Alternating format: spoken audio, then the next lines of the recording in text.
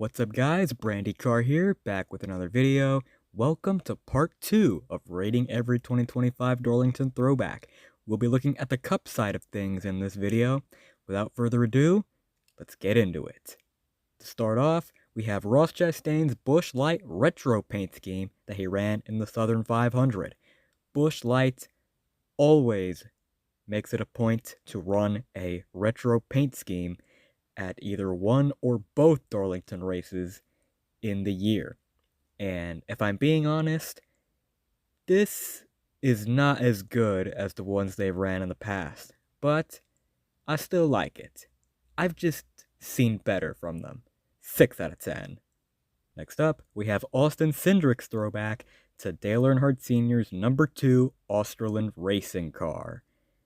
A lot of people associate the yellow and blue with Dale Earnhardt Sr.'s Wrangler car, and here's Austin Cindric doing a throwback to the car he ran before that, when he raced with Australian Racing. And boys and girls, this is what you call the perfect throwback.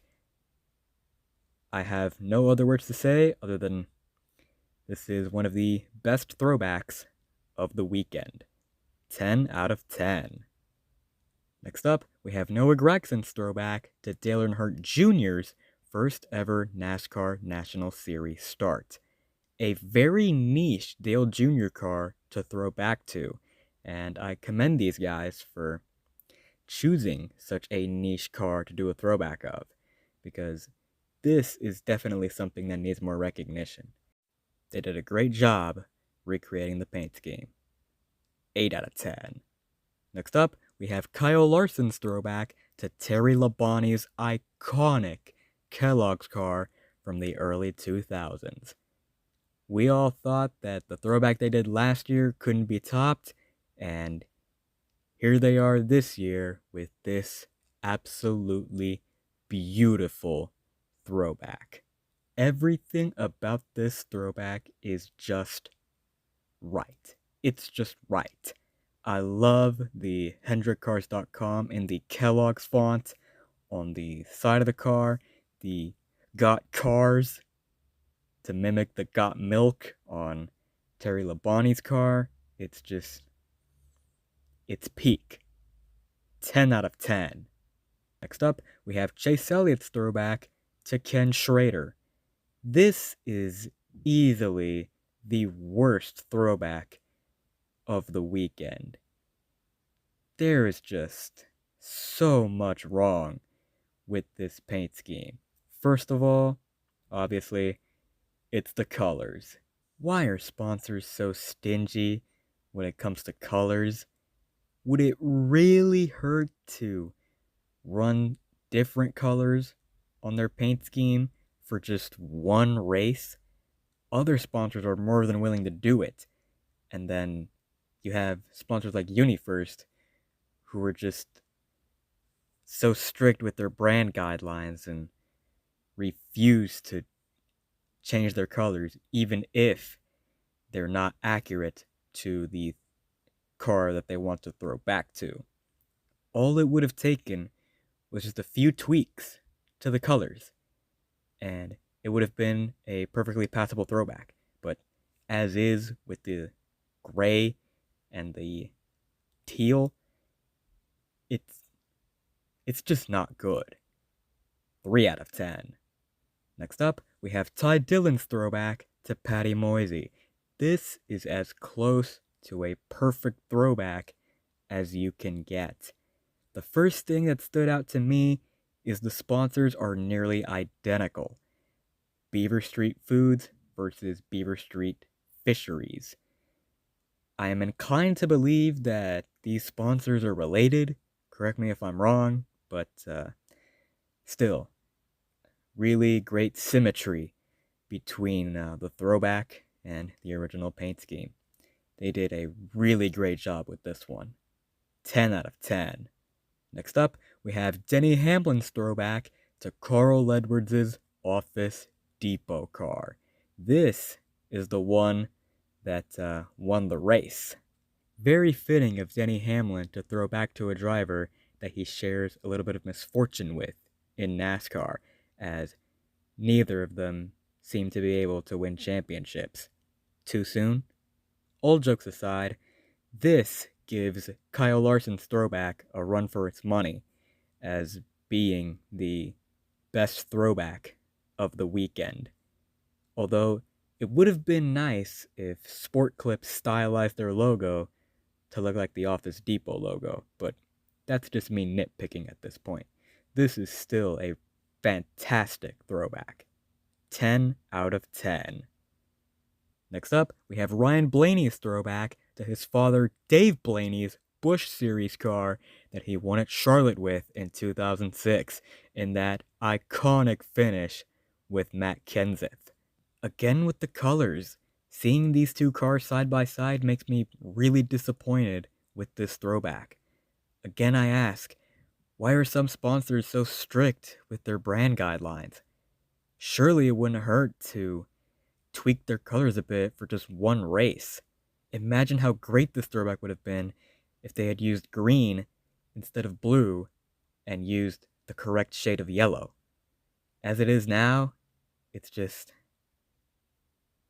what could have been, man. What could have been. 6 out of 10. Next up, we have Christopher Bell's throwback to Rick Ferkel. Like I said in the previous video, it is very difficult to translate a sprint car livery onto a stock car, so I'll cut them some slack here.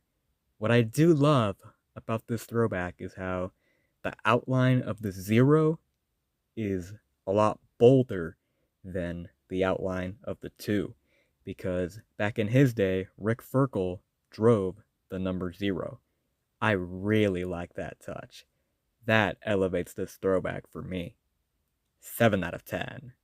Next up, we have Josh Berry's throwback to team owner Glenn Wood's 37 Ford backseater.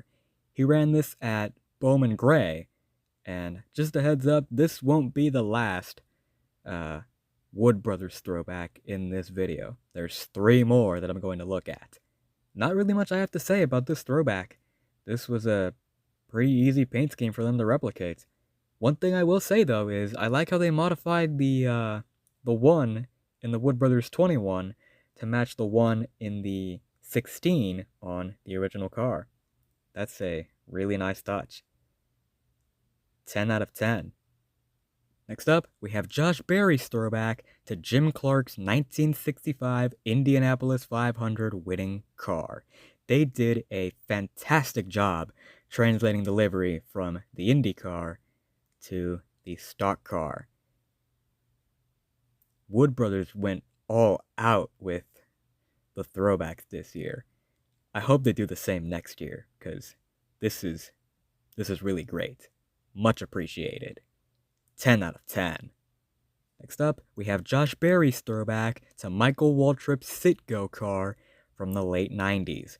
If I had a nickel for every time Dex Imaging ran a Citgo throwback this year, I'd have 2 nickels, which isn't a lot, but it's weird that it happened twice. Wood Brothers just absolutely knocked it out of the ballpark with their throwbacks. And if there's one nitpick that I can make, it's that they should have added the stylized Citgo Dex logo on the side of the car as well. I understand if the quarter panels nowadays are too small for it to fit, but they could have easily improvised by putting it next to the number, since they have all that space now. That big nitpick of mine is what's going to keep this throwback from a perfect score. 9 out of 10. Next up, we have Josh Berry's throwback to Cale Yarborough and the first ever race at Michigan International Speedway, which Cale Yarborough won for the Wood Brothers. This was the last throwback that Wood Brothers Racing ran this year, and it's a perfect 1-to-1 recreation. 10 out of 10. Next up, we have Joey Logano's throwback to Cale Yarborough's Holly Farms car from 1976. The colors are a bit off on this one, from what I can tell, but it's still a great rendition of Cale Yarborough's paint scheme. 8 out of 10. Next up, we have William Byron's throwback to Jeff Gordon's final ride from 2015. I don't know why they chose this Jeff Gordon paint scheme specifically to throw back to. Surely there were far better options they could have gone with, but it's a perfect one-to-one recreation, so can't complain too much. 10 out of 10. Next up, we have Todd Gilliland's throwback to Ray Fox. It is so great to see NASCAR drivers from before the modern era getting their flowers, and Ray Fox is receiving his flowers in the form of this throwback. Really great attention to detail with this one. 10 out of 10. Next up, we have Zane Smith's throwback to nothing. It's a Long John Silver's corporate throwback. And it's just plain white. They've done this one before, and I wasn't impressed then.